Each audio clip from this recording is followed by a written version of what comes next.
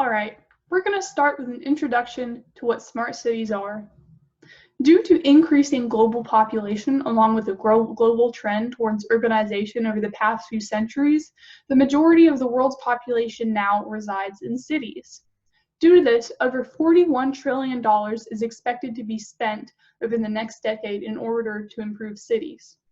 Smart cities are urban areas that use Internet of Things sensors to collect data and transmit that data for processing and storage.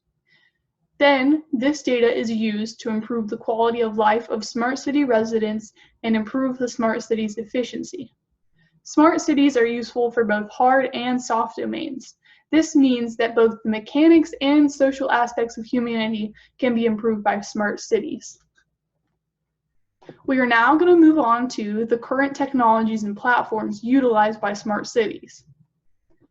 First, let's discuss some of the technologies in relation to the data lifecycle in smart cities. First, data is collected by sensors. These sensors exist in dense, heterogeneous networks. This allows for a large amount of information to be collected from different sources. These sources include electronic, chemical, biological, and other information sources. This is part of the cause of network heterogeneity because different sensing techniques need to be used and many different sensors may be employed in a network to optimize system parameters. In the next step of the smart city sensing lifecycle, data can be pre-processed. If the data is pre-processed, less information needs to be handled in subsequent steps. One option here is to use technology that allows for chips themselves to pre-process information using system-on-a-chip protocols. Alternatively, intermediate nodes can be intermittently placed throughout the network to provide intermediate processing. The third step of the smart city sensing lifecycle is data transmission. Many technologies could potentially be used in smart cities. Those that have been investigated for usage include 3G networks, LTE, WiMAX, CATV, satellite, Wi-Fi cable, UWB, and copper cable networks. In essence, there are a variety of currently existing options for data transmission in this lifecycle process. The fourth step of the sensing lifecycle is data storage. Several sub-processes occur during this step. First, either the raw sensor data or pre-processed sensor data is processed to prepare for storage. The data is then evolved into a more abstract form. Data mining is used to create data models. Lastly, the data is stored and must be maintained using replication, processing, and application streamlining. After that data is collected, processed, transmitted, and stored, the data is able to be used for data services in the last step of the smart city sensing lifecycle. Service-oriented architecture is one framework that has been developed that bases system design on desired functionality. This helps to support the goal of smart cities to offer near real-time functionalities. So to continue our survey of different smart city technologies, we turn to the sensing as a service model, which was developed in order to manage the communication between and the gaining of data from different sensors that are in a smart city network. Because as we previously discussed, smart cities are made up of a variety of sensors, whether that is individual mobile devices or physical sensors that are located in different structures throughout the city. So the sensing as a service model is a model to structure all of these sensors in order to better get data from them and allow them to communicate with each other and with the companies and governments that are monitoring these structures. These are useful because smart cities are made up of many sensors, and it's difficult to manage such a large system in the Internet of Things. So this sensing as a service model was proposed in one of the papers that we read, and we thought it was worth mentioning here. Additionally, information persistence is really important to smart cities because the individual sensors cannot store all of the data that they collect, nor do they need to. Some of the data that they collect is not important to be stored forever, so there needs to be some way to determine whether or not the data that they collect is useful or not, and then figure out a way to store that in a way that won't clog up the memory of those individual sensors. So modern NoSQL non-relational databases have been suggested to be the most useful for storing this data because they can store very large quantities of data that don't have a defined structure.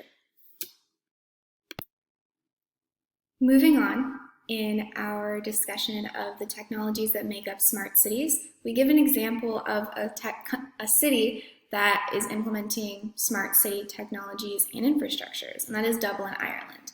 Now, this was given in a conference that occurred at Maynooth University, which is in Ireland, and they discussed the ways that Dublin is building on current infrastructure in order to make smarter infrastructure and smarter applications that can turn their city into more of a smart city. So they have implemented different projects in different categories of smart city applications, including smart economy, smart government, smart living, smart mobility, smart environment, and finally smart citizens or people. So there are many examples that were given in this report as to specific applications that have been used in Dublin specifically in order to make their city smarter.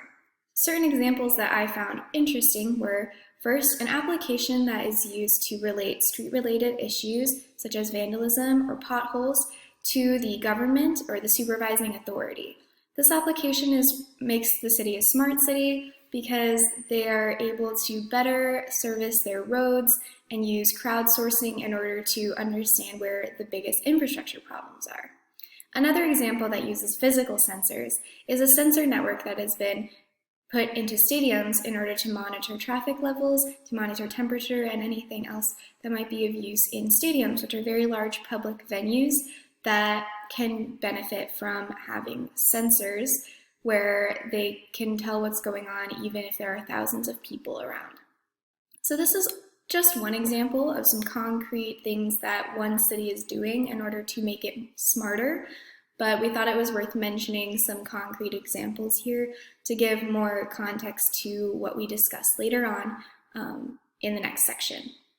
Security concerns of smart cities.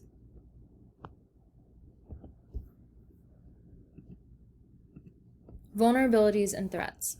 So vulnerabilities in smart cities can be found in devices such as sensors, PLCs, smart meters, smart lights, and smart cameras. And also it can be found in systems such as the management systems, server, database, HMIs, and also in their networks. Some of the threats to smart cities include masquerade, in which a threat agent gains unauthorized rights to a system by masquerading as an authorized user with authorized equipment or devices, unauthorized access, malicious code and software, alteration and destruction of important information, bypassing control, in which a threat agent gains unauthorized rights to a system by bypassing the firewall and other authentication processes, mistakes made by employees, wiretapping, traffic analysis, where a threat agent can use Wireshark to analyze network traffic or packet sniffers, and also message forgery and tampering. Potential cybersecurity attacks. So for cameras, there are a lot of cameras in smart cities. Threat agents could access the camera information in the cloud, and then once they are connected to the cloud, they can access the camera remotely from the cloud along with all the video data that is stored in the cloud. For smart meters, after acquiring smart meter certificate and network key, a threat agent could carry out a man-in-the-middle attack, which would allow the threat agent to forge the message and then alter the power usage. Traffic management systems. So a threat agent who gains access to sensors can gain control of the traffic signal control system and will have the ability to manipulate the traffic signals and other information displayed to drivers. So they can cause a traffic jam by controlling the traffic signals. Smart factories. So the threat agent can infect PLCs by installing malicious code in the factory, and then once the PLCs are infected, the machinery and equipment can be controlled, and the threat agent could force the machinery and equipment to malfunction or to halt all productions. IoT, a threat agent could gain unauthorized access to a number of these IoT devices and sensors, and the threat agent could cause significant damage to the smart city via DDoS attack.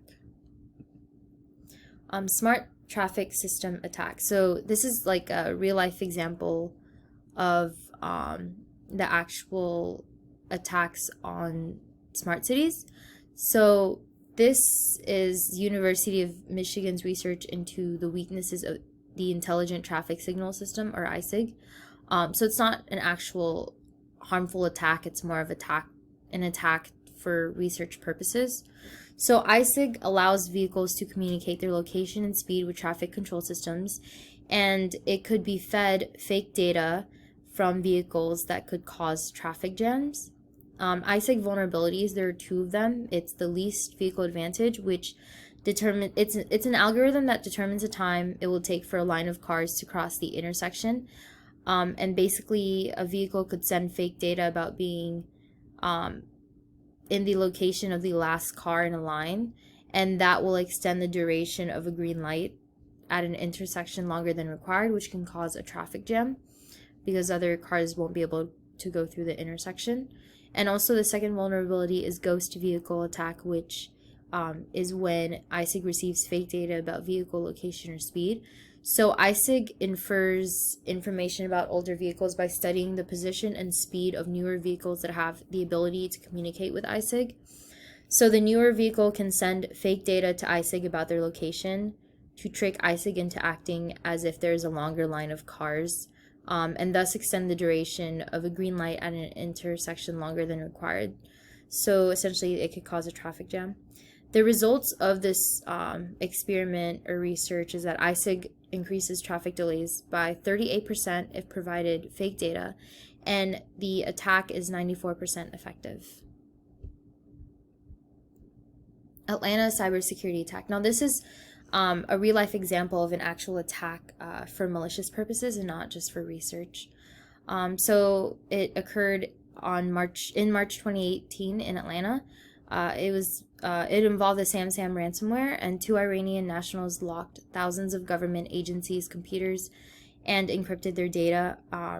And they were found, the city of Atlanta, their systems were found to have weak access control measures, and it was suspected that the Iranians used a brute force attack in order to infiltrate the system. The attackers asked for $51,000 in Bitcoin to unlock their systems. So the consequences of this attack is that 4,000 computers were locked and data was lost, and many employees had to switch to paper records, and this actually cost the city up to $17 million just to recover from the attack.